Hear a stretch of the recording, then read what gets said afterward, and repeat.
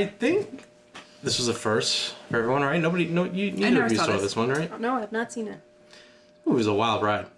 It was interesting, for sure. I don't even think I really knew the story of Robin Hood. Oh, really? Like, I knew he wore, like, green leotards, shot arrows, like... Have you seen the Disney animated one years later? Oh, you haven't seen that one? Have you seen Robin Hood Men in Tights? Oh. I feel like the only Robin Hood I know is from Shrek. Oh my god. That's a terrible example. Monsieur Hood? Oh, merry men. Yes. Well, Da-da-da-da-da. hey. Well, you're right. At the very least, this movie is interesting and entertaining. Like, there are moments where, like... there were moments where, like, I was very, like into, like, what was going on the screen. Then there were moments where I had no clue what was going on. Specifically Friar Tuck. Oh, yeah. Yeah. He was weird. Who? Friar Tuck. The bald guy? Yeah. Yeah. Yeah, He was a he's weirdo. quite the character. It was hard for me to follow. I felt like this was like I was reading Shakespeare. It was hard to follow the language, the dialogues. Yeah, it does spoke. have that, Yeah. what do you call that language? That, like, Doth? No, I don't think they Like said Doth. nay. Like Old English. Yeah, like, Yeah. But it's not really Old English. It wasn't so hard. You just had to pay attention. Yes. It's what we would call Old English, but Old English is actually like a completely different language. It's what the English call English. Yeah.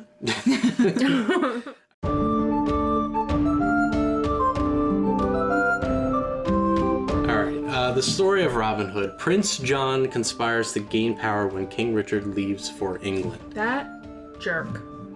Yeah, the audacity of him to walk out on his country. No, I meant Prince John. Yeah, he sucks too.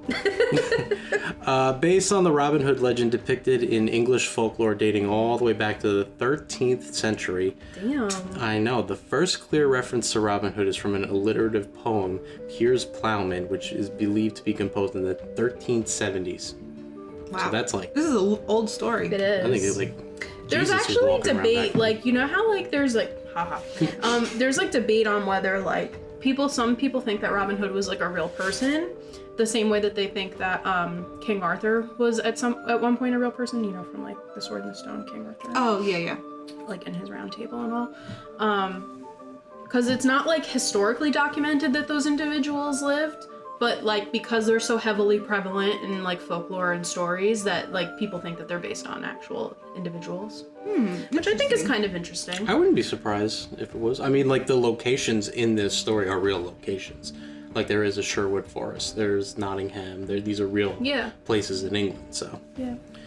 The idea to make this film was Walt Disney's himself. Outside of Disney, up until this point, this story had been told 11 times. 6 of those being theatrical films, including the 1938 one with Errol Flynn, which is pretty... My dad loves that one. He's obsessed. Yeah, Errol Flynn was like a big actor. Why do dads love old movies? I don't know. I mean, I love old movies too, but like, yeah, but he's like really into that one. I've seen, and like I get why like people from that generation were into it. Like, I get it. Yeah, and like, I wouldn't like it. At the time, I think domestically in the United States, this is like the second one after the Errol Flynn one. This is 14 years later. Okay. So like for a lot of like when they view it and their thoughts on it, they're comparing a lot of it to the Errol Flynn one. That makes sense.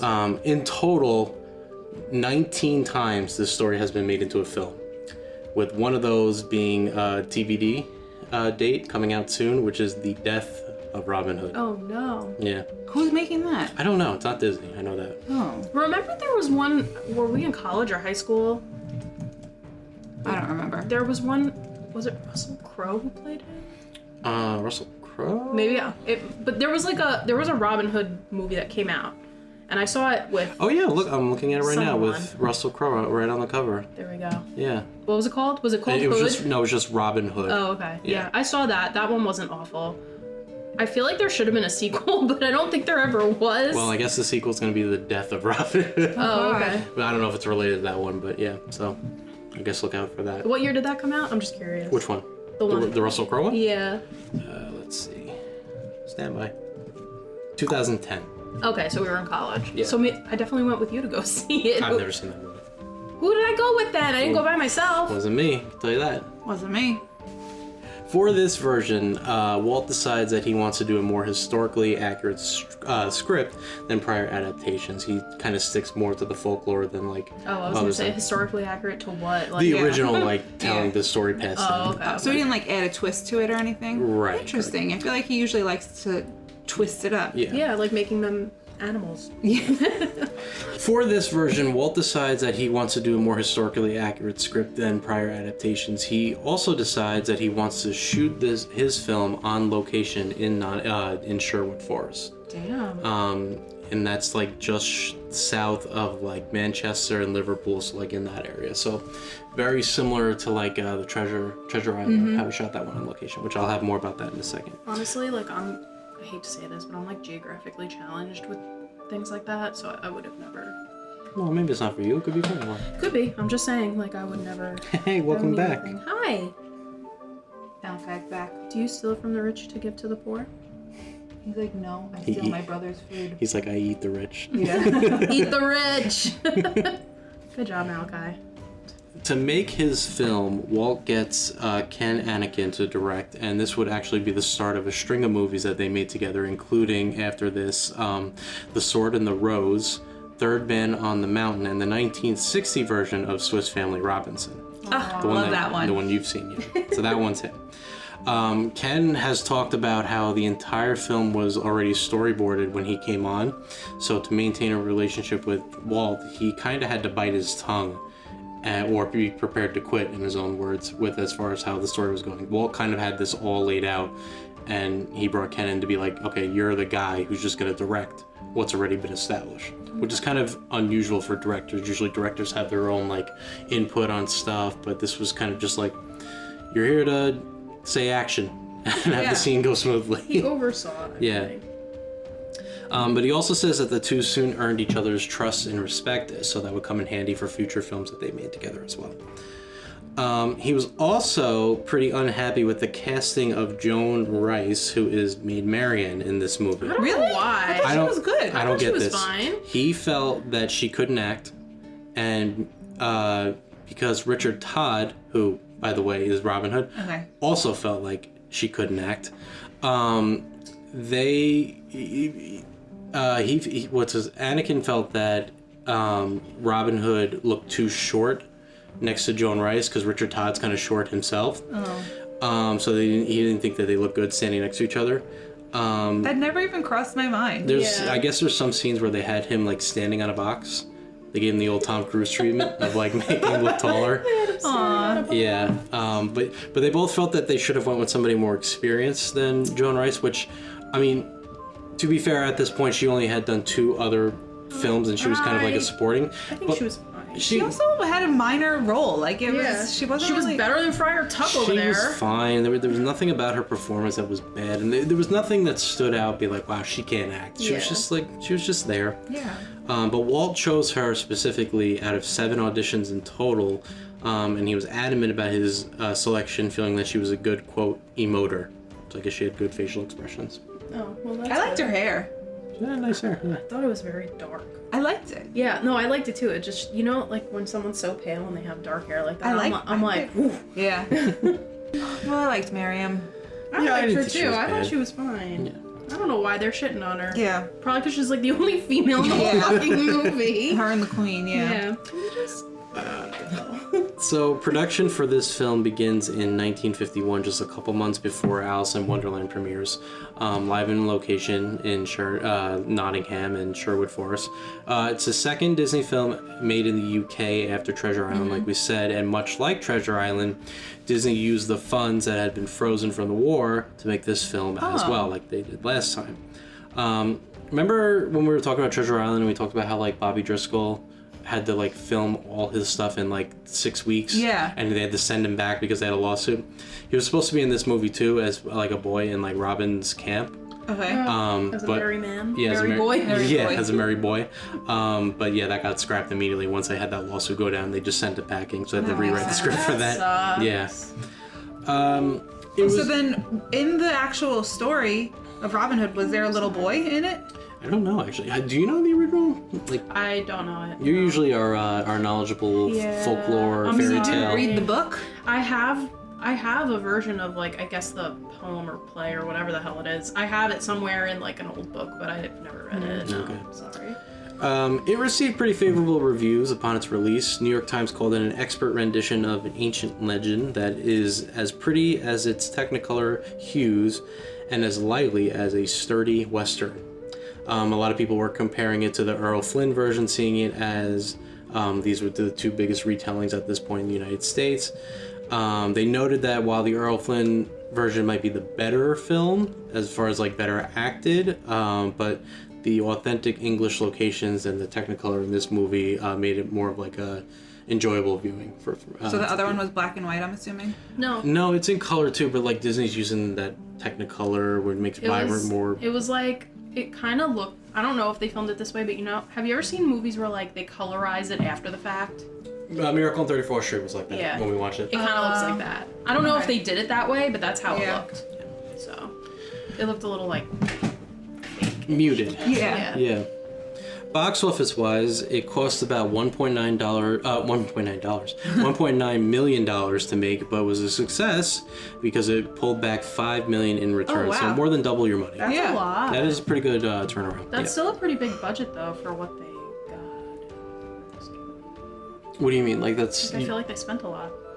Yeah, I mean, I guess maybe to film on location might cost more. Yeah. I feel like they definitely didn't really sorry. spare any expenses, like the costuming and stuff. Everything was really nice. You know, those dark filters that you put over the camera for nighttime scenes, those cost a lot of money. Nothing drives me nuts more. And while this movie has no representation anywhere in the parks, at least not this Robin Hood, it does have connections to other Disney films, the most obvious one being that years later in 1973, Disney makes an animated movie called Robin Hood. Wow. Yeah. I was like, which movie? Yeah, no. The obvious one. This time around, the story is told with animated animals representing the characters. And we'll get to that obviously years from now when we get to the next Robin Hood. But Robin Hood would also pop up in 2007 in Enchanted. Anyone remember this? No? I don't remember Robin Hood. All right. The scene where Robin Hood and Friar Tuck are fighting off the sheriff and his men. It's on the TV when they're watching TV. One of the nights. Yeah. Okay. Yeah. He's also in Once Upon a Time. Just saying. He's also in Shrek. They're all in Once Upon a Time, but we never mention Once Upon a Time. Wait, Rob? Oh yeah, he's like one of the main characters in Once Upon a Time, isn't he? In a couple seasons. Yeah. He's with Regina. Yeah. Yeah. You never watched that show? I feel like you would like it. I probably would. It's like cute. Yeah. Maybe I will. It's on ABC, right? Yeah. Yeah. Well, yeah. Well, and it was it's also on. I think it's still on Disney Plus. Because it's on it was Disney Plus, ABC, yeah. It should be on Disney Plus. Yeah. Yeah. A lot of episodes. That's okay. It's good. I could use something to binge. It's really good. It's a fall-time show. I watch it every fall. Oh, Like, it's a kind of- full-time yeah. show. Yeah. That and Friends are fall-time shows. Yes, They're cozy shows. they are cozy shows.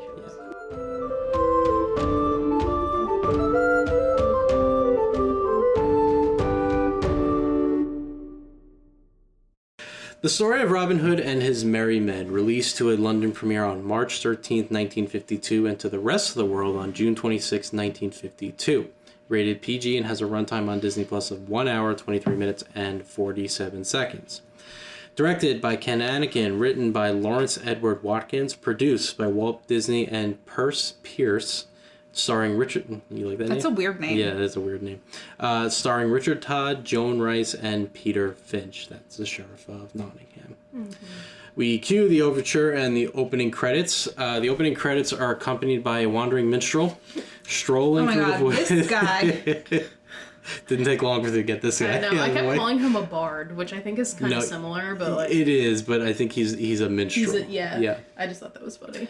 We need to bring those back. That's what I was saying. I want to get my news this way. like- I want someone to put it in song. Right? Yeah, I when would you're going pay. to work and he's just like telling the tale of you, like trailing that would be behind. awesome. I would love that. I would love to hear a minstrel sing like that. Like, come on, we need some pizzazz back in the world. I know. What's going on? He's strolling through the woods, playing a tale on his lute. Is the tale of Robin Hood. The man is Alan Adale, and he sort of provides like context throughout the movie for like the audience. Like when they fast forward like a couple months or whatever, he kind of like sings a song to like village people, basically bringing you up to speed of what has happened since then. Yeah. I also thought that it's interesting because I thought he was just going to be like one of those characters that wasn't really involved in the movie. That's just kind of like off in the shadows. It's just like kind of like he was almost kind of like a narrator. He's like a narrator who then gets dragged into the story.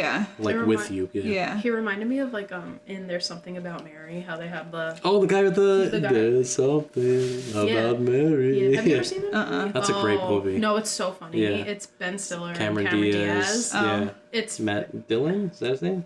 I don't know. The guy with the private detective. I know who you're talking about. I don't know his name, but you should watch it. It's very funny. Okay. Yeah. But they have the same thing. They have like a minstrel. a minstrel narrator. It's like weird. He's played by Elton Hayes, who is a real life musician himself. He played the guitar. Okay, yeah. I thought he was a good singer. He was. With a high dairy die and a dairy die do and a riddly diddly dee day. Onto the tale. Onto the tale of Robin Hood and his merry men. We open up with some backstory. It is the year 1190. Richard the Lionheart summoned his armies to a crusade. Among the loyal knights who answered the call was the Earl of Huntingdon. Turn the page to Huntingdon Manor, where the Earl is getting ready to depart for London, but he's waiting for his daughter Marian to arrive with him because she's going to join him on the journey. Why? Because they want her to stay with the queen. They want to keep her safe because the Earl's gone. So their kingdom, they're in a different kingdom. Yeah. So to protect her, basically. Oh, okay. Yeah. I was kind of confused. I was like, why does she have to be like babysat by the queen? I think it's just like to keep her like somewhere more central. That's like not as like open to attack because all his men are leaving his castle. And she's probably young at this point. So she's like gonna be basically unattended. Like there's nowhere to there's no one to defend their home. I never thought about it like that because I was like, oh, they're leaving their home, so they're not gonna be fighting at their home. Why can't she just stay there? Just in case. But just in case. Could somebody just like take it? Take it? Yeah. That'd be crazy. Possession is 9/10 of the law. That's pretty Game of Thrones like. Yeah. Yeah. Yeah. Just this, only with more sex and gore. Yeah. Marian's nurse, Tib, informs him that she's having trouble finding Marian. She asks... You're not a very good nurse, are you?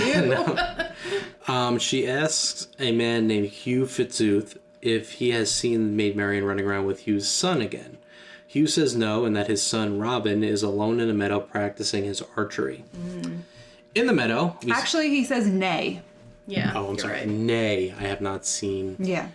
I'm not doing this whole podcast speaking like him. I'm not doing that. In the meadow, we meet our Robin Fitzooth, practicing his archery. Robin, as mentioned before, is played by Richard Todd, who's most known for his Best Actor Oscar performance in the 1954 The Hasty Heart. Great. Dad ever show you that one? No? Okay. Did your dad ever show you that A lot of these movies, I'm like, maybe Toya will know this. Maybe she's seen it. I guess not. He's shooting arrows at a willow wand in front of a tree. As he shoots, he keeps missing his target. Idiot. But not because he's bad. It's because there's a hand peeking out of a bush with a branch pulling it. Now, when I first saw this, I thought this was like shitty, like stage work, like crew member. I thought it was just somebody like trying to hold it in place. And I'm like, it was on purpose. I was like, oh my god, you got to be kidding me! And then I realized, oh no, that's her. Okay. I'm sorry, I didn't mean to disturb you, Your Highness. Robin inspects and finds Maid Marian is hiding in the bushes and chases after her. Robin and Marian laugh together before... he's a little rough with her. Yeah, they keep like pushing each other down. I'm like, this is... Someone's going to get hurt. Yeah, but also like, he's a commoner. Like, he is nobody, and he's knocking down the Lord's daughter over there, and I'm like, ooh. He like trips her with his bow, and I'm like... Bro, careful. And she's all dressed and shit. Yeah. Like, she's supposed to be getting in the car, going away. Like, You could have him in the car. she's got to get on a plane, train. Like, automobile. She's got places to be. Tib interrupts the two and informs Marian that her father is waiting for her. Marian tells Tib to inform her father that she's on her way back. She tells Robin that she has his permission to pine and fret until her return. But she says it like a lady, and it's important to note that she is very much not a lady. She's just a little teenage type girl. That's like kind of a tomboy causing a ruckus over here. Yeah. Well, Robin teases Marian and tells her that he will pine for the return of a woman that is tall, stately, with bonny blue eyes and golden hair, and above all, she is sweetly tempered, which is nothing like this woman. everything opposite of Maid Marian. She's short and very pale with dark eyes and dark hair. Yeah. And she's...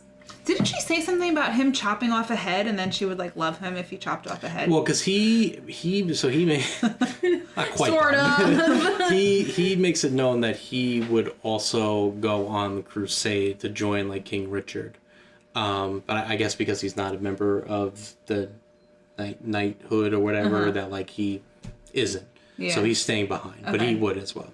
He has loyalty to King Richard. Like But she kept saying, he kept saying, like, to please a lady. And she would be like, to please a lady, you would become a knight and, like, go off with them. And then you would go and chop someone's head off. And then you would come back. And then you would have to go jousting to please a lady. And then you would get your head chopped off. Because, like, in the jousting match, like, it's usually till death. So, like, basically she's saying, like, if you went and did this, you would just end up dead. Oh. Essentially is what she's saying. Like, all to please a lady. Like, so silly. It's quite the life, really. Honestly. Oh, man. I thought dating now was hard. Shit. Yeah. Yeah, so Marian pays Robin back by stomping on his foot and gently pushes him over a branch and he falls. Yeah. I know. Yeah. Oh, my God. I know. It was like a push the way you would start like dominoes. You just like give it a light touch and he just took a little bump. tap. Yeah. At the King's Palace in London, we meet three more characters. First, there is King Richard, who is preparing to set off on his crusade with his knights soon to join him. He walks with his brother, Prince John, who by his own admission was not meant to fight battles or conquer kingdoms. He looked soft. He reminded me of like King Richard's kind of like your Thor, and like Prince John's like your Loki, basically. Yeah, I guess a little more bit. like conniving and like, you know. Yeah, it's always the second one. It is, yeah. Like Mufasa and Scar. Yeah. Right, yeah, or that's it. So instead, Richard is leaving him to govern his kingdom while he is gone.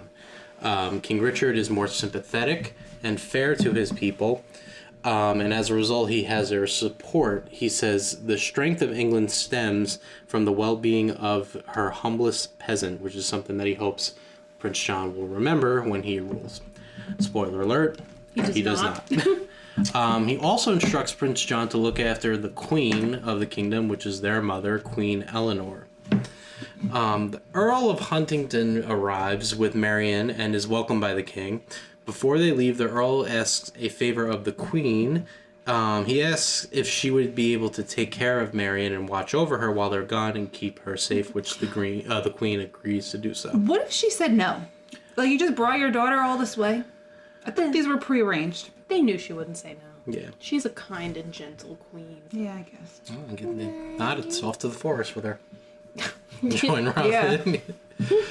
Joining the men on their quest is also the current Sheriff of Nottingham and his men, and as a result, King Richard also orders Prince John to find a new Sheriff of Nottingham in their absence. That's another mistake right there. Yeah, two corrupt men. Yep. This is what happens. This is politics. The armies gather in the square to receive a blessing from the Archbishop of Canterbury.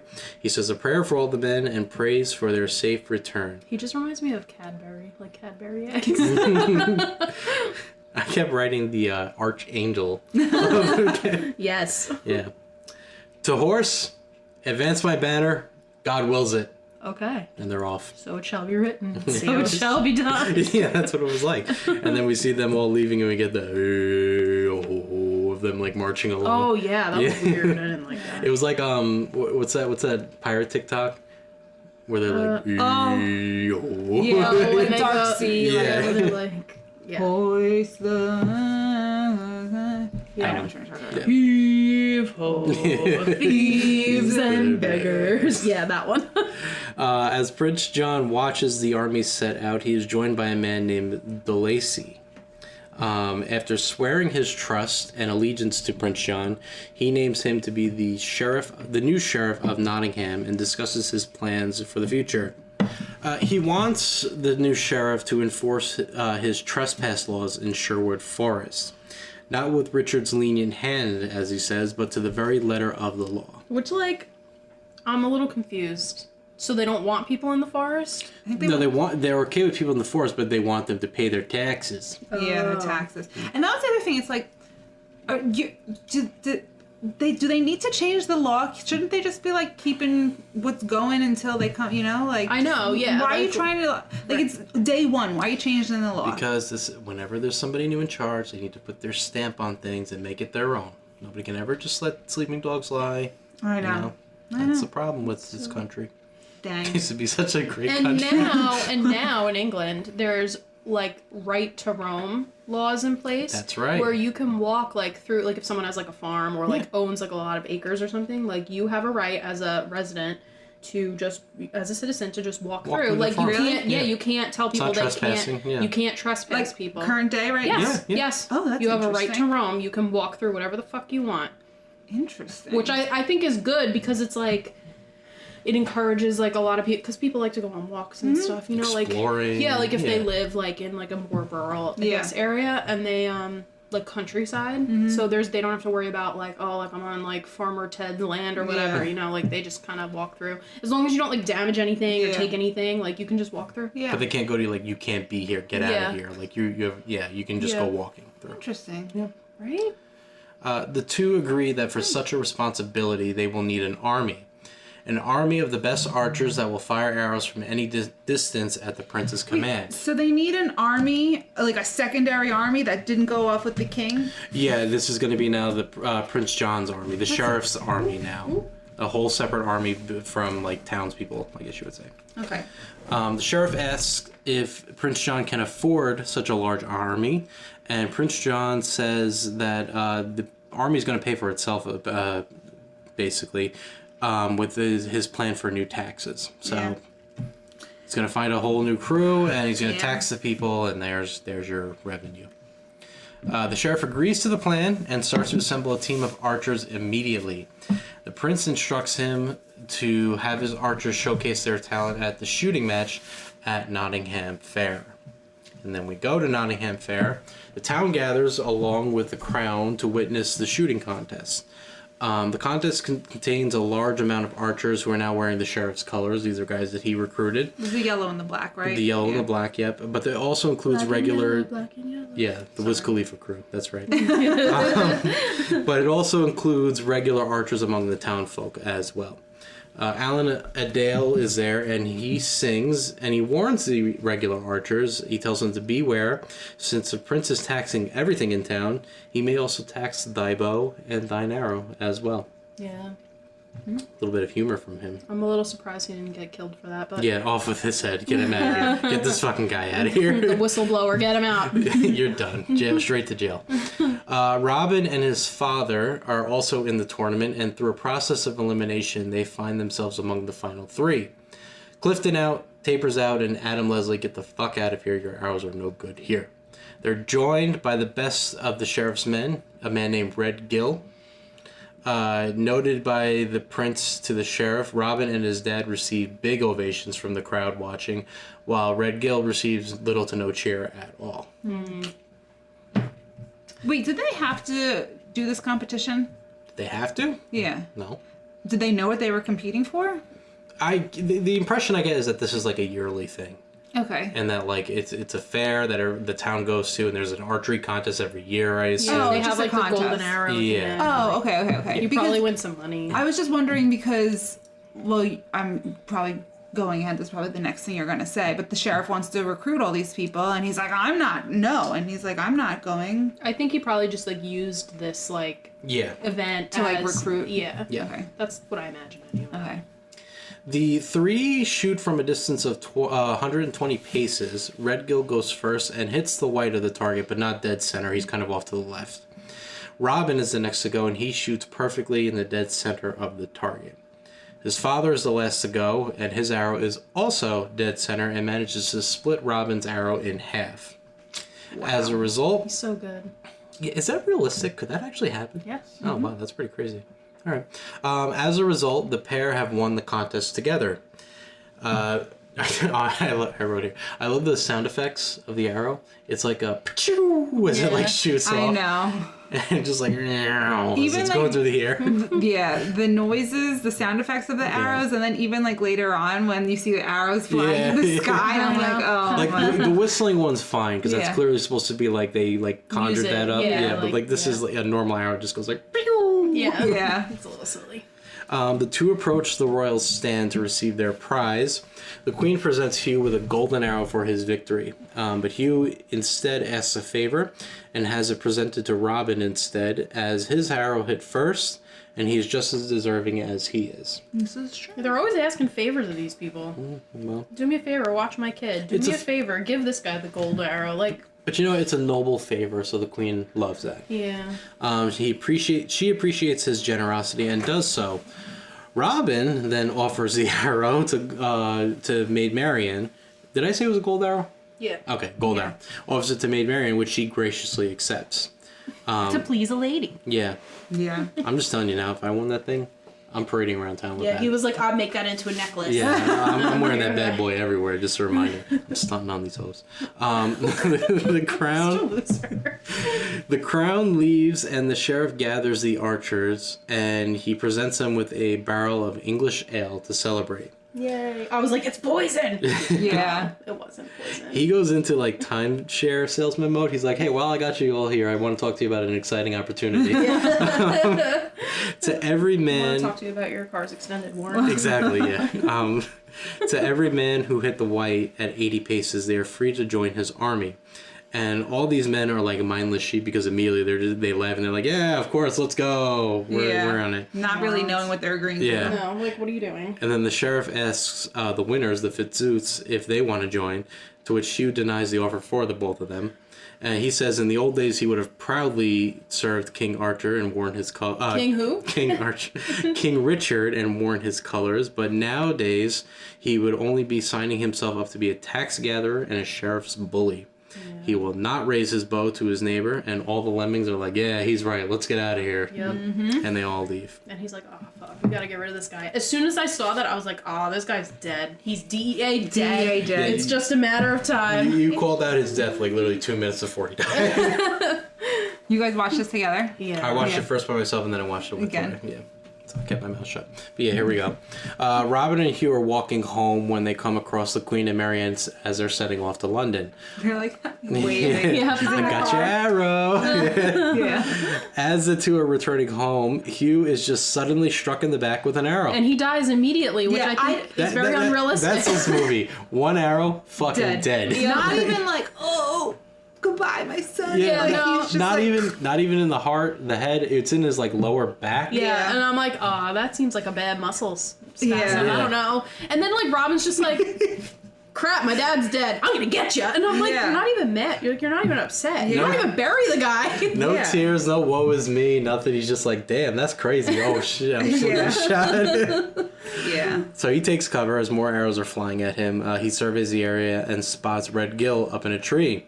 See, Red Gill wasn't aiming for his lower left side of the back. He was aiming for his spine, but missed. You know? Oh, that's, because he was off the left a little on the, That's good. that's actually good. Yeah. Red Gill also takes no cover whatsoever. He's just standing on a branch out in the open. And I know. Meanwhile, this guy just shot perfectly. Yeah. Like, why are you not trying to hide from him? Yeah. Robin takes one arrow, he shoots him in the stomach, and he falls down to the ground to his death That's as more well. believable. Because he fell, yeah. Yeah. And if you hit like certain areas, like you're gonna bleed out. Yeah. Yeah. The cavalry then arrives and gives chase to Robin, but he ultimately gets away. He knows them woods. Yeah. He grew up in them woods. Yeah, he did. We then fast forward to a couple months later and the return of Alan Adale. He is singing to the townfolk, but before he sings, he requests that those listening drop a penny in his lute, to which most of them do. And this is important for later on. He's singing the tale of Robin Fitzooth, who is now dwelling in the woods, his coat changed to Lincoln Green, and now goes by the name Robin Hood. He now hunts the deer, but sometimes hunts the sheriff's men by mischance. Oops. The townsfolk... My bad. By mistake, air quotes. The townfolk are firmly on Robin's side, as they all know who actually murdered his father. Yep. But then, politics, propaganda gets posted. Gaslighting. Yeah. Sheriff's man gathers the townfolk in the square and announces that Robin Hood is now considered an outlaw by the prince, and a handsome reward for him if he is brought in. The sheriff's man... Where are you going? You want to go behind me? He's like, I don't know. Just go back. Wait for him to climb on his shoulder. I know. The sheriff's man seems confident that somebody will turn him in for such a reward, but the townspeople stand firm in their support of Robin Hood. And Alan sings to the townsmen, he robs the rich to pay the poor, an unusual practice, but now that he's been outlawed, he needed to pay his taxes. And he just skips away. Yeah. He's like, so if anyone wants to not pay their taxes, it's a good hack. And there goes the dangerous lunatic skipping away. Hold on. The sheriff's men then seize a farmer's goat. Oh, that was so mean. sad. I felt so You're bad. dragging it By the horns. I know, yeah. I know. I felt worse for the goat than his son who gets shoved to the side. I was like, yeah, whatever, he'll be fine. But the goat, grabbing the goat by the horns. I know, it's so mean. They hit up the farmer that hasn't paid his taxes, but the farmer says that he can't pay and keep up with all the new taxes that the prince has been instilling. Instead, the sheriff's man offers the farmer a deal. He's heard reports that the farmer aided Robin Hood in the past. If he gives up Robin Hood's location, the farmer will not only get his goat and his stock back, but the reward will be at 3 times whatever the taxes Yeah, he's are. like, yeah, you don't have to pay your taxes for whatever, yeah. But the farmer will not do so, and he stands by his morals, and as a result, he is also taken away with the goat. I felt so bad because when he's like, oh, I have this other offer for you, and he gets on his knees, he's like, please, tell me what I need to do. I'll do it, anything. And he's like, oh, no, I'm not doing that. You're Okay, not a sellout. anything then. Yeah. Almost Do anything. anything for Robin Hood, but I won't do that. Yeah. It's interesting how loyal everyone is to him. Yeah. No. Next up, they find a man in the woods who has hunted one of the king's deer. Yeah, but and he caught it too. He got the deer, and the poor guy, he's. How do you know which deer is the king? Does the king have I think it's the king's Any wood. deer in the forest. It's it's a specific area that is the best. Yeah, one. not no specifically one's- that deer. Any deer is considered the king's deer. So no one's allowed to hunt then? in that forest. yeah. Yeah. He reasons that he's had to give away all his crops and animals to satisfy the taxes, and as a result, he is now hunting the deer for food to survive. Yeah. That's what it was. What the fuck? That's literally what happens today. Yeah. You know? It's you take away all my ways to make money, and I pay all my taxes and shit, and then you get mad at me for basically scrounging through the garbage. Yeah. Fuck off.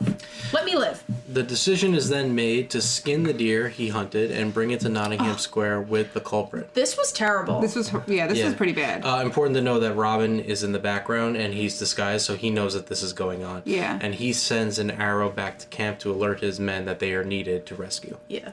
Yeah, they have all these secret codes, Yeah. code arrows. Yeah, this is actually Yep. really cool. I guess we talk about it now. They've got different color arrows that when they fire off into camp, it means different things. Yeah, and they're alert. they're coming from different spots. Yeah. They're oh, south, and It's actually a really cool yeah, way. and of they have the communicating. little whistle on them so that you know it's coming. I Yeah. think that's awesome. Yeah. Now They you all would have to just be really text.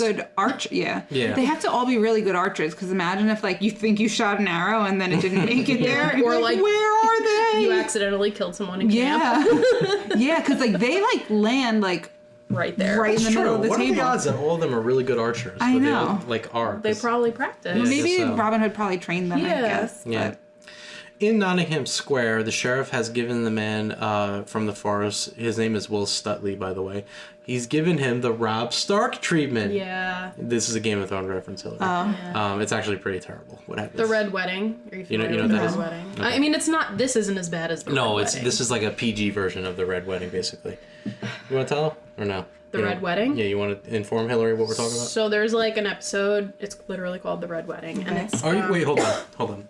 Are you ever going to watch Game of Thrones ever? probably not. Then go ahead. Okay. Do you want me to tell you or? If anyone listening to this is ever going to watch Game of Thrones, this is a spoiler alert right now. Go ahead.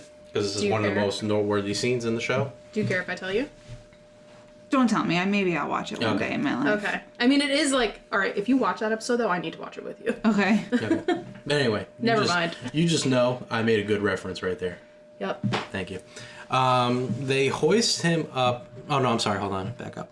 They have skinned the deer and dressed him up in the hide and antlers and all, so now he looks like a deer. They hoist him up tied to a rope and above a small fire. By his belly. Yeah. The sheriff warns the gathered crowd that this is the punishment you will receive if you do not pay your taxes and resist. They turn this man into a human piñata. Yeah. I thought they were gonna cook him over the fire. Yeah, she was like, what are they going to do? They're going to burn him? Well, I'm like, I no. thought so too. Like, why does he have to be over the fire? Because he's like choking on the smoke. Yeah. I also was really worried because I was like, I don't know how good the special effects were back in the day. Like, was he really dangling over? Yes. Probably. Over the smoke? This I poor, assume so. like as an actor, like not like. I mean, you know. probably, but they probably did it really quick and Yeah. stuff. Yeah. With breaks. So there's like 5 men on horses with like staffs. And they take turns riding around in a circle, and as they go by, they whack Will on the back each time, giving him lashes. I really thought, I was like, oh, they're gonna cook him over this fire, or I was like, oh, they're gonna like gut him and have his entrails like hit the fire and just have him die that way. In this Disney movie. Yeah. Rated PG. Yeah, But I didn't also- realize it was PG. I was like, in my head, I was like, oh, at least he has like the deer like skin or the hide covering his back, so it shouldn't hurt as bad. Not when you But see his not back when later. you see, yeah. And I was like, what the hell? The deer skin? They must have like skinned him so thin. I don't know. The town cries out with pleas, and to further the Game of Thrones connections, they chant shame, Yeah. shame. Yeah. Yeah. The farmer is tied up, and he also chants shame. And as a receipt, Wait, he's like, his legs are in the like stockade thing there. Yeah. he's chanting shame, and as a receipt, this dude gets whacked in whack the him. face Yeah. like really hard. Yeah, they were mean. Among the crowd is Robin Hood with some of his men. They take off their hoods and they take out the men on the horses as well, stealing them. Robin cuts down Will from the rope and frees him, and the merry men ride out of town with Will and the farmer escaping with them. They're like, bye. Oh, I didn't even realize that they got the farmer. Yeah, Yeah. he's the one that remember when Will has his back, he's being tended to, and the guy with the eye Oh, patch, yeah. that's him. Okay. The town left behind boos and jeers the sheriff, throwing crops at him. Yeah. Yeah, they're cabbage. Yeah. Part of me, and also I'm like, And times are tough. Yeah, and I'm they're like- throwing I food. was like, this is a waste of resources. That's literally, I was like, that's like your whole month's dinner. You Yeah, gotta I was really- like, just throw the rocks at him or something. Yeah. I You don't really know. gotta hate someone to throw away like your only dinner for the next like week Yeah. away at him. Yeah. Yeah. He orders his men to drive the people out of the square. Prince John then arrives to see all the commotion, and he meets with the sheriff. The fuck, bro? He presses him where his forces are to protect the town from these outlaws, and the sheriff vows to right this wrong by entering Sherwood Forest himself tomorrow to capture Robin Hood and his men. Does he have anybody, like any army for any forces yet? Well, I think the reason why there was not a lot of forces in town is because I think he said that all of his forces were out in the forest. Yeah. Like looking for yeah, for Robin Robin Hood. So they Yeah. didn't have anyone to like protect him. Gotcha, What are you gotcha. doing with your tongue there? Because I bud? was like, where was everybody? The next morning, Will is being treated for his lashes on his back, and the farmer has his eye bandaged up, but they are now with Robin Hood and his merry men. Off in the distance, one of the merry men spots a large wandering traveler, and he fires a Yeah, red... who is this This is the random guy on the bridge? Yeah. Yeah, who is this guy? Did you not watch the rest of the movie? I did, but I just was like, where did he come from? All right, let me tell some who parts we're- I really couldn't follow. But Okay. okay. All right. So yeah, he fired the merry man fires a red and white whistling arrow back into camp, signaling maybe friend, maybe foe. But Robin sets out alone to find out who this is. Risky. It is. But he tells him if he needs help, he'll call out for them. He meets the large man at the other side of Who a is small wearing bridge. a very, very short a very outfit. dangerously short outfit, which we then found out. I I mean, he was has like, shorts, but I won't lie. I was like pausing to like see like is he flashing? What's he got under there? But anyway, Robin orders him to stand aside and let the better man pass. But the man says that maybe you should be the one to step And aside. I'm like, ooh. Damn. The two prepare for battle, but then the man tells Robin that an arrow versus a staff is hardly a man's game, and not one to be called a coward. Robin puts down his bow, and the man allows Robin to fashion a staff from a nearby branch. Yeah, it's like he did it Which- really fast. Yeah, like record time. He yeah, makes a, they yeah. like changed frames, and then the whole branch was like plucked, and like I was like, okay. Yeah. The two engage in battle, but it's a friendly battle at that. Yeah, they're like chuckling and shit. Yeah, and I'm they're like, not- ha ha Yeah. ha. Yeah, I beat people up on. They're not too. looking to harm one another. They're just looking to knock the other one off the bridge. They trade shots, and all of them are blocked or ducked until the man gets the better of Robin and knocks him off the side, sending him into the stream below. The man is a good sport, and he uses his staff to fish Robin out of the water, and he gives him a hand. He then introduces himself as John Little, Robin Hood remarks on how soaked he is and blows his hunting horn to dry it out, but also secretly informs his men that he needs help. John Little informs him that he is searching for Robin Hood to join his men and what they stand for. Just then, all of Robin Hood's men arrive at the scene and call out to him, realizing now that John Little has bested Robin Hood in battle. Mm-hmm. Robin Hood plays off the encounter as if he won, though, and that he beat John. Yeah, it's really obvious. Yeah, despite the fact that John is bone dry and Robin is soaking wet. Yep. And none of them pick up on it except for a guy named Will Scarlet. Yeah. He's like what is Will Scarlet? Is he like a right-hand man or? Well, He's the only one that doesn't wear green, I've noticed. he's a consigliere. Yeah, he's a consigliere. Let's see. John initially is confused, but then realizes that he's playing a game here. So he plays along and says no hard feelings at all for losing the battle to Robin Hood. Yep. And then they dub him. Yeah, so Will Scarlet asks if he wants to join, which he says that he does. So the men christen John by ganging up on him, picking him up. They throw him in the water. Yeah. And then he becomes Little John. Yeah. Yeah. He was So he's- John Little, and now he's Little John. And Little John kind of becomes the right-hand man of Robin Hood. Yeah, this is where we kind of saw what Little John was wearing underneath that Yeah. cloth. Yeah. He had underwear on. He had like big brown shorts. Yeah. Let's see. So why was he walking through the woods? He was looking for Robin Hood, Yeah. so like to join. Oh, he just like wanted to join his. Yeah, he heard about Yep. their cause and wants to be part of Yeah, it. he just didn't realize that the guy he was fighting on the bridge was Robin Hood? Yeah. Robin tells Will that he christens like a true churchman, but he does wish that they had a real churchman to tend to their wounds and bless them. And wouldn't you know it, Little John is already coming in hand because he tells the gang that he knows of one, a holy hermit who lives near Alfred Abbey, introducing our next character. All right, so where do we begin with Friar Tuck here? So he's He's a fucking weirdo. he's a large, brown, portly guy who is sitting by a stream talking to himself. He's pretending to be the guy and the girl. He's Like, acting out a scene. Yeah. He's being a man and a woman, Yeah. doing the voices for both of them. And then he sings a song. He as sings a both of song them. as both of them. First of all, the sounds of this guy eating, like the grunts and the. It was mostly just like I can hear him getting fatter. yeah. It was just the back and forth that he was doing with like the voices. It just like They took liberties with I was us. just like, what is going on? Like it was a long scene of him just like talking to himself. And It I'm was like 5 minutes of him acting out a scene by yeah. himself. I'm like, you good, bro? Yeah. As Robin Hood slowly snuck up on him. Yeah, so as he's singing a song, Robin Hood then joins in from behind a tree and sings with him. And Friar Tuck is alarmed. He grabs a frying pan and threatens to hit Robin. Now, later we find out he has a sword. Yeah, why didn't he Why just did he grab grab the a frying pan? Well, clearly he's not mentally well. if you say so. He's a little unhinged, yeah.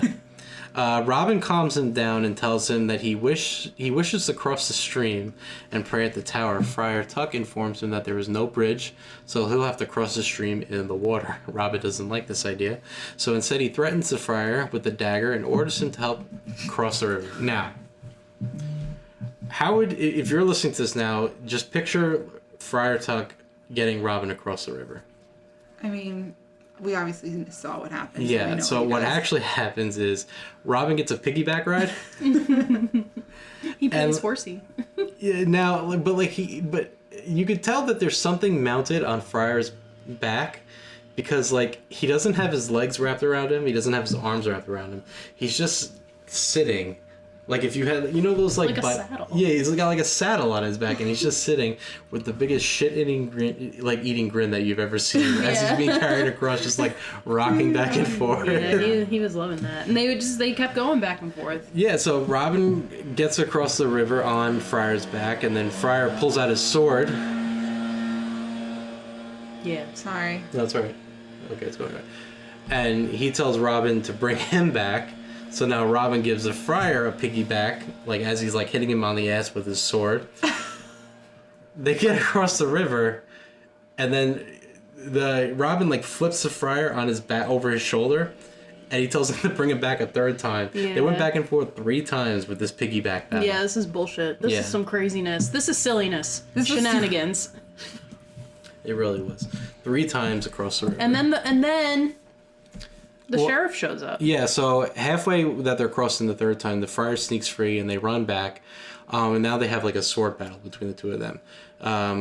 The friar's actually like somewhat skilled with like. I guess you gotta be, right? Yeah. He had like a short knife. Who has someone? No, Had a short... Robin had the short knife. He looked like Peter Pan. Yeah. He did. He was giving me Peter Pan. But they're interrupted by the sheriff and his men who have the two cornered. But the friar steps in as they try to arrest Robin and demands that they shall not interfere until he is done with Robin first. The sheriff has no interest in this, and he and his men battle with Friar and Robin. Let's see here. The sheriff manages to whack the friar like on his head, knocking him out completely. Yeah, and he gets like this big nasty bump. Which they've got swords. Why don't they stab? Why are they bonking people I know, on they the just head? keep like, I know, I don't understand Because this. it's a PG-rated movie. Okay. In the commotion, Robin like drop kicks the sheriff off his white horse and steals it to ride away. The men give chase to Robin, blowing his hunting horn, and his merry men respond and arrive Very to even up quickly. the odds. Where were they're they? always like ready to go. Yeah, I'm like, are you guys do you just follow him? Like, what are you doing? Yeah, so as we mentioned before, everybody in this movie dies from one arrow to the stomach or chest. Yep. No multiple arrows, just one hit and you're dead. They fight off the sheriff's men, killing most of them. The sheriff spots his horse running away and tries to chase after it to retreat. No, the horse is like, bye. As he crosses the stream trying to get away, the friar whistles for his large, like mastiff-like dog, and comes sprinting out and like bites it down on his arm and And tackles by him to the the way, ground. you could see that he's got like, you know those like training arm Yeah. things? Yeah, he's got one of those on. Yeah. So the dog slows down the sheriff and bites down on his arm, keeping him there until Robin's men can come by and capture him completely. They tie up the sheriff and ride him on his horse into their own camp. Robin and his men sit down at a long table to have their feast, with Robin at one end and the sheriff at the other. Mm-hmm. They untie him and threaten him to join in with them, and he does so against his will. They force him to make a toast to King Richard. King Richard and not Prince John, as where his allegiance really lies, and he begrudgingly does so. And they also, he agrees to, toast to confusion on all his enemies be the peasant or prince. So he's toasting against the prince. And he also, like, he makes a point to say he doesn't like venison, but, like, that's what they're eating. Yeah. And I'm just like, wow, way to insult people who are offering you hospitality. Yeah. Terrible guest. He really is. Yeah. After the toast, they agreed to send him back home, but not before he pays his cheer. Robin asks the friar to do so, and the friar happily shifts his way down the table, grabbing his giant belly in the process to knock anything over. 9 pennies for the meal. Stutley's back is 9 crowns. The farmer's cattle, 20 shillings. 20 shillings here, 20 shillings there. And the last lump of payment is 200 shillings because of the lump on Friar's head. Stutley finds the sheriff's satchel and dumps all the money on the table, which is enough to cover it all. So, as men of their word, he has now paid his total. They fetch his horse. They put antlers on his head now, and they tie him to the on the saddle backwards, so he's riding into town as a mockery. Yep. Moron. Yep. I felt bad for the sheriff a little bit. No. I was like, they showed him kindness. They could have just killed him. Yeah. I know, but this is like public humiliation. Nah, he deserved it. He deserved it. He tried he hung somebody over the fire. Yeah, Alright, he was yeah. publicly humiliating people. But they're stooping to his level. I don't care. Oh, okay. No, Robin Hood never claimed to be, like, above anybody else. That's true. You're right. Okay. He's got all the petty. And I'm here for it. 2 years have now passed. Word has reached London that the King's Crusade has ended in failure. Robin himself was imprisoned in Austria. Richard himself was imprisoned in Austria and held for a ransom of 100,000 marks. What is that? What is 100,000? I don't know. Let me look it up. What is a mark? It's like half a US dollar, so it's about $50,000. Okay. The task of raising the staggering sum falls upon the Queen Mother and the Archbishop of Canterbury. At the Tower of London, the Archbishop and Queen meet to discuss the matter. They have gathered money from neighboring counties, and they are still about a fourth of the money short. The Queen is confident that they can rely on Prince John to do the remaining total, but the Archbishop seems to have a better understanding of the Prince and what's going on, and informs the Queen that her son has refused to contribute any money whatsoever. He's like, nah. Yeah. I don't care about my brother. No, that's his blood brother. Yeah. So this angers the Queen, and she vows that he will not stifle any money in the king's needs, so they set out to go meet Prince John over in Nottingham. Yeah. Prince John informs them that he is unable to provide any money because he is too impoverished himself. The two are skeptical of this and press him about the money he gains from taxing the land, but John explains that the money goes out as quickly as it comes in. He uses a lot of the money to protect the realm from outlaw Robin Hood, who loots the countryside. And she's like, really? Really? Nobody's really buying this yet. When Maid Marian hears who Robin Hood is, she defends Robin as a good man and loyal subject of King Richard, no enemy of the realm. And John informs Marian that Hugh Fitzooth is dead, but from shooting a king's forester in the back, and his son has murdered 3 more since then. And she's like, no nah. shot. Yeah, she's like, you're lying. You guys suck. Marian pleads with the queen to seek out Robin herself, but the queen rejects the notion as she promised her father that she would keep her safe in the castle. So Where is her father then? He's off in the Crusades. Yeah, But it's over. They lost. I think he's probably, jailed captured. too. Oh, they're all okay. Marian walks through the halls of the castle sad and comes across a servant named Giles. In their conversation, Giles reveals that he makes trips to Nottingham all the time and has to travel to Sherwood Forest as a result, which hatches an idea for Marian. And I don't know how she convinced this kid. Well, she either do this. she either persuaded him or killed him. It's one of the two, really. He didn't want to go for a walk, so I'm sure, like, for that walk, so I'm sure he's like, yeah, you do it. Take my job. Yeah, but, like, just think about how much trouble he's gonna get in when the queen finds out. Like, you know what I mean? Like, he's got to think about that. I think she killed him. That's what I'm going with. Maybe she bonked him over the head, too. Yeah, he's got a lump on his head now, too. Maybe she did something wrong. We never find out. So Marian sets out disguised as Gills and sets off to Sherwood Forest. She stops by a gathering on the countryside where we see Alan Adale again, singing another tale of Robin Hood to all those who would listen. This guy. When he completes his song, he goes around looking for a penny from Nobody those who wants to listen. give him any money. Well, I don't think anyone can. I think Yeah. that's the whole idea they're going for here, is that now they've been taxed so much that nobody can really afford to, like, spare Yeah. a penny. But the only one who can is Marian in disguise, to which... She pretends to be a little boy. Yeah. Yeah, which was she was obviously a girl. You don't just put a hood on and then realize that you're... I know. And she's like, got her high-pitched voice, and then she's like, oh shit. Can I come with you? Yeah, like, okay. Alan, it's like Mulan, basically. Yeah. You know, you gotta tie up the hair and just do a deep voice. Let's get down to business. To the beat. The ship. Yeah. Alan Adale sets off to Clipston, but must pass through Sherwood Forest to get there. Marian, hearing this, asks Alan Adale if he would mind her accompanying him, to which he does not mind. And then, what's his face? Midge the Miller also agrees to join the two. That guy was weird. Was this our first time seeing him? This Yeah. flower boy? Yeah, flower boy. His reasoning basically being that, like, what did he say? Like, a man's loot is no braver than, like, a miller's staff or something like that. Yeah, something like that. So he's like, I'm no bitch. And he's like, he grabs his bag of flour and he goes with them. Yeah. It didn't look like a very heavy bag of flour. Flour is heavy. Yeah, it is. Just saying. He just lugged it over his shoulder. Yep. What'd you think about this guy's haircut? I think this guy... Bowl cut? He had a He bowl had a cut. bowl right? cut, but he had like a stem coming out the middle, Yeah. like a stalk. He's haircut. So the miller catches up with them and asks Alan Adale would he mind playing the song of Robin Hood again. That way, if they encounter Robin Hood in the forest, he'll know that they're on their side. The miller gives his last penny, and Alan Adale plays the tale again. Penny. Yeah. The three then encounter Robin, Little John, and Will Scarlet, who look rather unamused.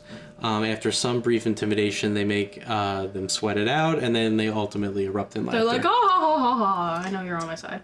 Yeah. Robin then stops the miller, who he's heard is more Of a miser. Midge the miser.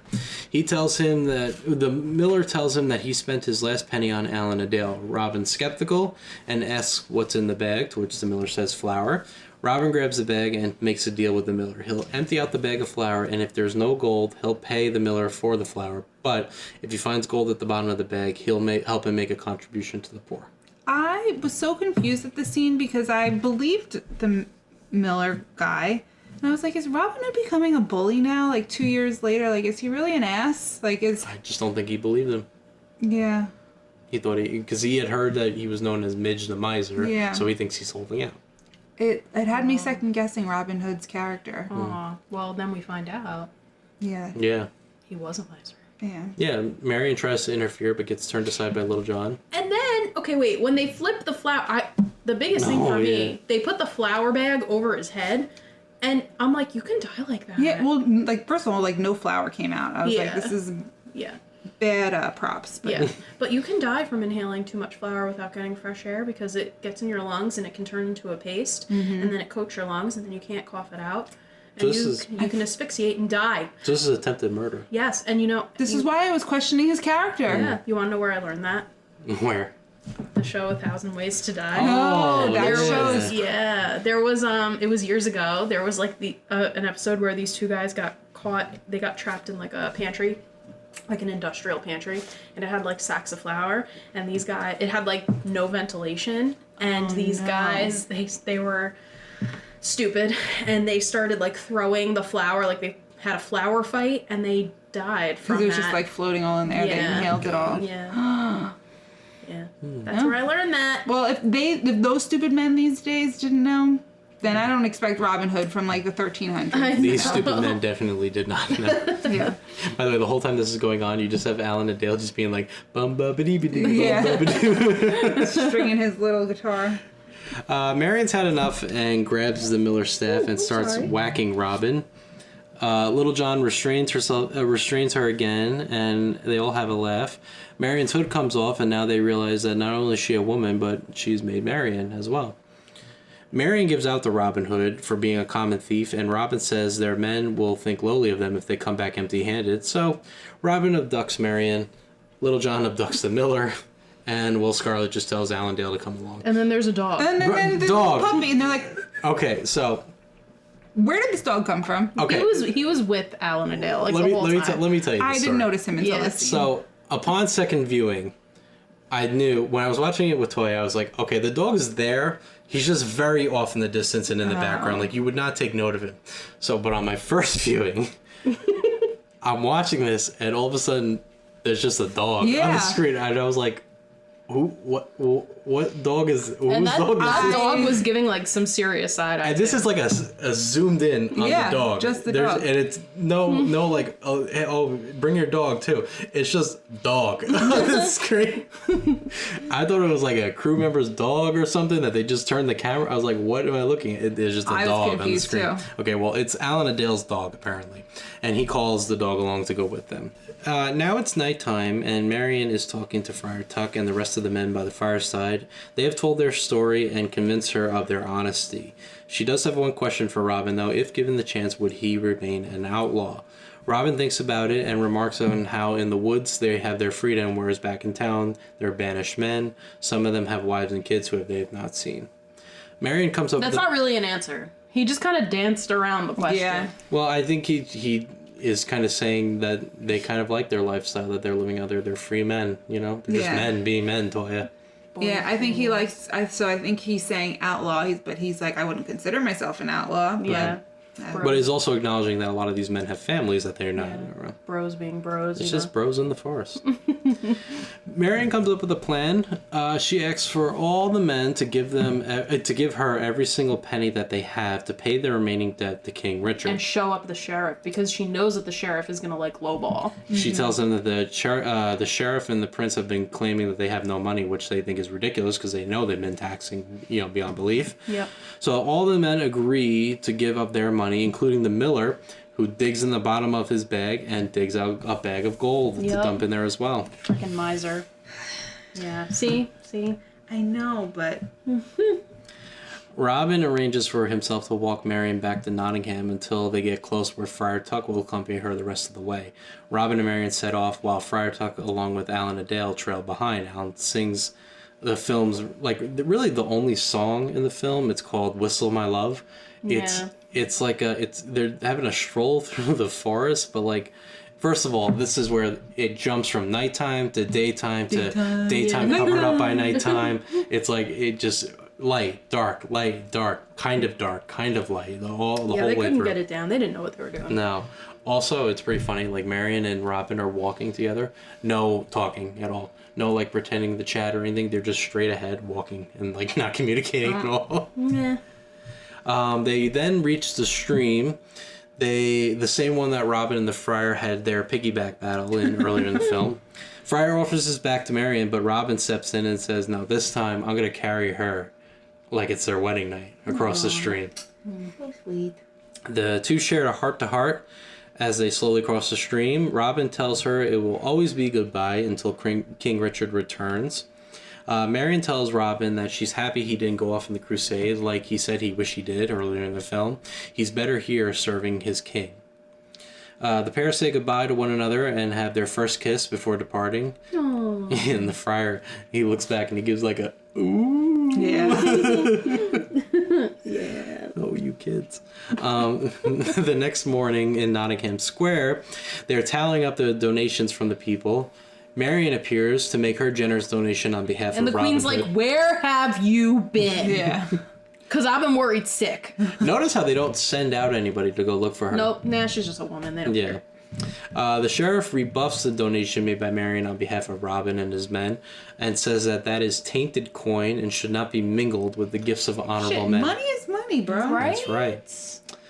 High and mighty. Maybe he thinks it's like traceable. You know what I mean? Like it was really like supposed to go to the mafia or something. But like, Yeah, that's Somebody what was it I is. don't know about that time. No, I don't know. was there a medieval mafia? I don't know. That's a pretty cool name though. Medieval Medieval. mafia. Medieval mafia. Robin is in the crowd disguised and calls out from the back, "Well said, Sheriff. Where is your 1,000 marks?" Which rallies up the crowd. The Archbishop calms everybody down and assures them that he is positive that the sheriff is merely just waiting his turn to donate. Yeah, okay. The sheriff calls for his copper to be brought forward, and as it's being brought out, Little John, Will Scarlet, and Robin manage to abduct a member of the King's Guard, Yeah. and they bring him to the back out of sight. The sheriff dumps his copper on the table and tells the Archbishop to start counting. It's like 1,200.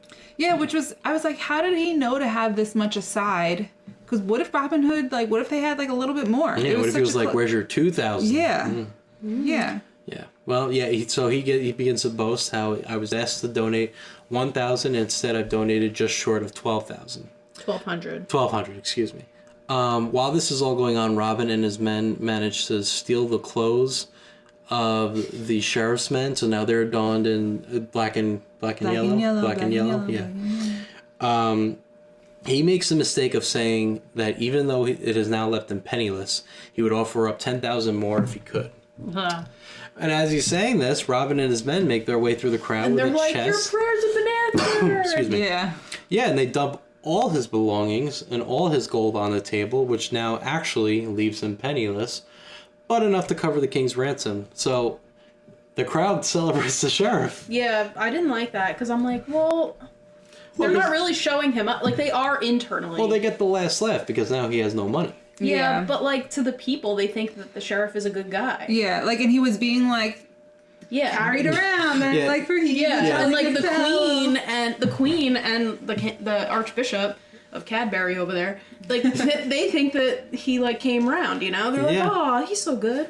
No, he was hiding this money. If it Yeah. wasn't for Robin Hood finding it. Yeah, so they celebrate the sheriff. They carry him out of town on his shoulders, and 3 cheers for the sheriff. They carry him all the way to the drawbridge, and that's where the sheriff finally realizes that he's being carried by Robin Hood and his men. Yeah. And he orders them to put him down, to which they do so, by dumping him in the moat below. See, it out. I was thinking, all I could think about was how many bugs were in that moat. How many bad mosquitoes and Malaria. stuff.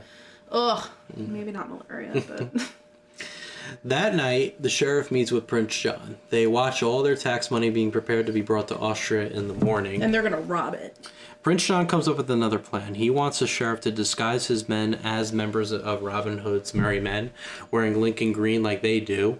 And while the money is being transferred en route to Austria, they will pose as Robin Hood's men and rob the carriage, making it look like they are the ones stealing the money. Haha. There's only one flaw to the plan. Maid Marian, who will be accompanying the queen, will recognize that they are not Robin's men as she spent time with them now.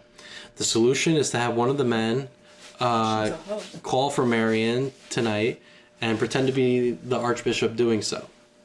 When Marian arrives, her vision must be awful because she walks in the room and all that's in the room is Prince John just sitting there, and she's like, "Archbishop?" Yeah. Oh no, it's Prince John. She's trapped now though, The They throw her in the dungeon. They throw her in the dungeon down below, and they lock her up. Which, like, why does Prince John's chamber have a like dungeon? a direct access to the dungeon? I know.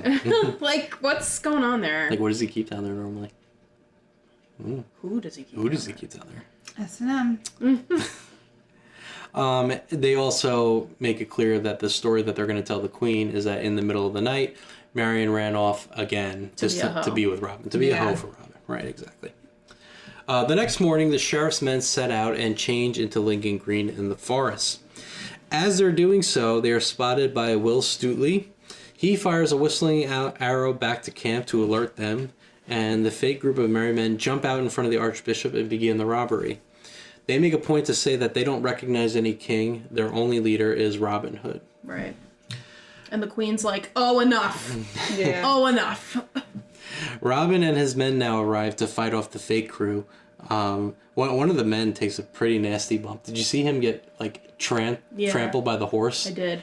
The horse is like no. running right at him, and he like bumps off the horse and like goes falling down. It was actually pretty nasty. Okay. Robin's crew manages to subdue the fake crew, and Robin reveals to the queen that the king's clothes have been found in the forest by Stuteley, along with Little John getting a confession out of one of the sheriff's men. Mm-hmm. No loyalty whatsoever. He's just like, I served the sheriff. I mean, I feel like at that point. Yeah, what do you... Yeah. He's like, I'm not dying for this guy. Yeah. The queen now realizes that the prince and the sheriff are the ones behind the act. The queen apologizes to Robin Hood and says that she even forgives him for stealing Marion away from her. Robin's alarmed as he's not seen Marion at all. Yeah. He's like, still who, what now? The two are like puzzled at who could be. The archbishop is like the only one who knows what's going on. He's like in her ear the whole time being like, this sounds like it was Prince John's doing. Again. And she's like, Prince John is the one who told you that. Prince John. John. Did we see a pattern here? And she's like, oh. You are being duped, my lady. So they decide... These idiots. So Robin decides he will go back to Nottingham to rescue Marion. The Queen and the Archbishop will continue on their way to Austria to free King Richard. Robin and his men arrive to Nottingham, except now they're the ones in disguise as they are wearing the clothes that they found in the forest. They stroll up the stairs after being led in through the drawbridge, and they find an eagerly waiting prince and sheriff. And then they're like, oh crap. Yeah, as they get close, they realize that it's Robin and his men. Robin holds a dagger to the prince's stomach and tells him to take them to Maid Marian. The two do so against their will. And so they go to his sex chamber. They go down to the sex chamber and they free Marion, and they lock the prince in the sex chamber down below. No. Now the tables have turned. The prince with the sheriff? Wait, it was just the prince? They just put the prince in there because they bring the sheriff back out with them. So like get them to lower the drawbridge. Oh yes, I remember. There's no knife. Okay. Yeah, Robin's got a knife held up to his back, and he tells the sheriff to order his men to lower the bridge so that they can escape quietly with no commotion. And they were gonna bring him with him or kill him or something. Yeah, they were gonna bring him with them, and I think they were gonna kill him too. And they were like, and he's like, no, I won't scream. I promise. Just let me like stay or whatever. Yeah, so all the merry men and Marion go out first. Robin and the sheriff are the last two to leave. And I think he was actually going to kill him right there. Yeah. But the sheriff pleads for his life, and he swears on his knighthood, which I think you pointed out. I don't think he is a knight. Yeah, I don't think so. He promises to not say a word and not to alarm anyone, and he will let Robin leave in peace. Robin takes about 2 steps, mounts his horse, and the sheriff immediately calls for the guards to stop him. Yeah. He's the worst. He really is. So it's like Robin against 2 guards while the sheriff tries to raise the drawbridge to keep him inside. Yeah. Robin fights off these guards easily. One of them dies from a literal monkey flip. Did you see that? No, but he literally gets flipped on his back and he's just dead. But Robin, he gets his arm hurt. Well, he gets not yet. So what happens is once he gets rid of the guards, he makes a run for it and tries to climb the drawbridge. First, the sheriff takes like a spear and he throws it at him, but he misses and he like just gets his like cloth pinned on there, so he has to like rip it free. Yeah, but his other arm is like bum. Who, Robin? Yeah. From what? His left arm. I don't know, but his left arm is like a bomb arm. That's why he was struggling to get up the drawbridge. Oh, I thought it was just to build dramatic effect. No. Oh, so he must have got injured, I guess, in the battle, maybe? Yeah. Oh, okay. Maybe with the monkey flip. Maybe the monkey flip. Hurt himself on it. But didn't the sheriff? Did the sheriff die? Did he get crushed?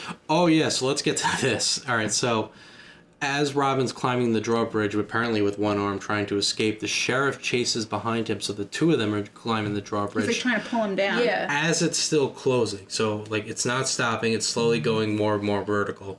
So Robin manages to kick the sheriff free, off of him. And he, like, falls in, like, the crease of, like, the opening and the drawbridge. Yeah, like the wall and the drawbridge. Yeah. Yeah, and, like, obviously they don't show it, but we can presume he got literally, like, crushed and I mean, they squished do in half. kind of show that he's down there at one point. And then it cuts away. Yeah. So, And so like- you're like, Yeah, so, like, his fate is being crushed in half by the drawbridge. And he was the one that was pulling it shut, so he Yep. did it Yeah. to himself. yep. Robin barely escapes it as he climbs up the drawbridge, and it's at like almost like a 90-degree, almost closing, and he manages to fall off the other side, and he falls into the moat down below. Yeah. Let's see. He's like doggy paddling his way. Don't they have gators in those moats? Do they? I Aren't, don't they know. aren't you supposed to have like crocodiles or alligators? I mean, I would don't think so know. to fend off like intruders, Yeah. like trying Yeah, to I storm really the castle. I really don't know. Well, I've what never they- had a moat. what they do have though is they have a bunch of archers on top of the castle shooting Oh, at yeah. Robin, and I do believe he gets struck. I think he gets hit by an arrow. But at the same time, all of Robin's... I guess they heard Robin splash into the water. Yeah. So they stop what they're doing, they stop fleeing, they turn back to help Robin. By the way, again here, daytime, nighttime, I know. daytime, nighttime, the whole time. Whatever. I didn't catch on to any of the daytime. Oh, you gotta go It's back. so annoying. It's so, yeah, it's really jarring sometimes. It's like, wait, it was just like the middle of the night, and now you see like shadows and like sunlight. Interesting. Really weird. Let's see. Oh, Little John jumps in to help Robin out of the water as the rest of the men shoot all the guards, and they escape with Robin gravely wounded. The next morning at camp, morale is down. Robin is flat on his back, still recovering from the arrow shot. Amazing. He's the only one that didn't die. Yeah. He's got like great health. He's the only one that doesn't get killed from one arrow. Yep. He's just, you know. Because he's Robin Hood. Yeah. Alan Adele sings a song for the crew to cheer them up, which it does. Marion, now dressed as Peter Pan with a feathered cap, goes in to check on Robin. Robin, She's trying to like force feed him barley soup. barley soup. Her and the friar are desperately trying to keep him down because he just wants to get out of bed and he wants to go with his men. So Yeah. Friar actually like sits on his legs, Yeah. and they force feed him barley soup. As they struggle, they hear a ringing arrow come in, and Robin orders Marion to stay in the cave for shelter and protection. Outside, a black knight with his face covered rides into camp. He's looking for Robin Hood, who steps forward. Robin orders the knight to take off his hood, but the knight refuses at first, before ultimately doing so and revealing that it is King Richard who has returned. Yeah. That was quick. Yeah. Right? All the way from Austria. Robin and his men bow down to their king and apologize for their hostile words. The king accepts and says that he and Nottingham are in great debt to Robin and his brave men. As a sign of his appreciation, King Richard knights Robin as Robin, Earl of Locksley, to which all the men celebrate. But none of them get anything. Just No. him. Just Robin. You can serve under the Earl of Locksley. If you live there. That's kind of nice. I'm sure Robin will bring them all back. Robin's a good guy. He'll be provide nice. housing. Yeah. Yeah. And also, they're not like outlawed anymore. Some of them can probably go back home to their family and stuff. So Yeah. they're probably happy it's all over. I Hopefully guess. they're alive. Oh yeah, Yeah, their family didn't starve to death. Yeah. throwing it all at the You think sheriff. you think the farmer got his goat back? Oh. No. No. I think they ate the goat. They ate the goat? That's what I think. No, you would milk the goat. Some people eat goat. Ooh. Marion then comes out of the cave to see what is going on. The king is surprised to see her and informs her that her father awaits for her return in Huntington. Yay. The queen has also vowed that Marion will marry the Earl of Locksley, and she's upset at first because she doesn't know who that is. Not until Richard reveals that it is in fact Robin. Mm-hmm. The two share an embrace with one another and a kiss. Well, she like jumps into his arms. Yeah, and Yeah. he's like, hold on. He's like, wait, we're like the same height. They don't like that. Let me get on this box first. Come No, jump with me because that was out. a full screen. You could see them from head to toe on the. This shot, you could see they're Yeah. the same height. Yeah. Yeah, definitely. The two share a kiss to each other as all Robin's men look on and cheer. Go get him, Robin, I guess. Yeah. The film Call the locksmith. the film concludes with one less ditty from Alan Adale. One less ditty. Yeah. Oh, poor choice of words. Heard what's going on with Diddy? Oh, yeah. Ooh. One last song from Alan Adale as he strolls on to his next adventure. With a hey dairy day and a dairy die do and a riddly diddly day, he walks off into the sunset as the film concludes. The end. Yay. They did that like Gone with the Wind ending where it's got like the dramatic sunset in the distance as a man just walks off. Yeah. Yeah. Well, it started with him. That's not how that movie ends. Well, it looked like something out of... I know it's not how it ends, but... Well, you're thinking of the intermission. Yeah. She swears she'll never be hungry again. That's right. I wouldn't know. You haven't seen that one either? No. That's a long movie. It is a long movie. It's 2 parts. Yeah. Closing thoughts. Anyone want to go? So I liked it. I liked the movie. I thought it was like, it kept my attention. And I knew the story of Robin Hood, so I don't know. I already knew I liked it. And I thought the acting was pretty okay. Like, it reminded me of, it reminded me of, like, the Ten Commandments, like, the style. Yes. That kind of acting, definitely. Cheesy. Yeah. I would add, like you said, at the very least, I think this movie's entertaining. Like, I don't think you'll be bored watching it. Yeah. Yeah. The negatives I have, we talked about it a couple times, they've got to find a better solution to this darkness filter. It's so jarring. It's so ugly. It looks terrible. It looks cheaply made. Some of the scenes were, like we said, really bizarre. Like the Friar Tuck scenes Yeah, that was weird. were really confusing as to what's going on. Yeah. The combat in this movie, I don't think was all that great, but it's an improvement over Treasure Island. If you remember, Treasure Island was like some of the worst sword battles I've ever seen. Yeah. This one was arrows being shot, but like we said, one arrow and people are dying. Like Boromir took like 3 and was still fighting orcs. Yeah, he was. You're right. Lord of the Rings. Yeah, like we said, one of the guys in this movie got killed from like being dropped on his back. Yeah. Like that wouldn't. Maybe he was just knocked unconscious. It would slow you down, but you'd get like if you monkey flipped me right now, I would get up, and I'm very out of shape. In fact, like I would get up. I'd be fine. Let's test it out. Yeah, monkey flip me right now. I don't think I could monkey flip anybody. I thought the acting was pretty good. I don't see what their problem was with Marion. It sounded like they were just threatened by her because she's tall. Yeah. Yeah. Yeah, I thought it was fine. I think it gets off to a little bit of a slow start in the beginning. I think once you hit like the fair, then it kind of picks up. It's a little slow before that. Well, it's got to like set everything up. Yeah, but I mean, when you consider this is Disney's second live action film that they've done, it's not bad. They've had 2 so far that have been entertaining at the very least. Yeah. Yeah, like they haven't been boring. Yeah, like the storyline is good. It's I don't know. Yeah. I didn't even know the story of Robin Hood though, so I thought it was good. I would imagine a lot of people probably haven't seen this. I think it's worth a watch. I think it's entertaining. Yeah. Like I think it'll be fun to watch something that you've never seen before. This would be fine for that. So You know, I agree. It definitely held my attention because I was like, oh, what's gonna happen? Like I was like, I don't know. like a lot of times when we watch movies, Toya can tell you this, I use the Alex barometer.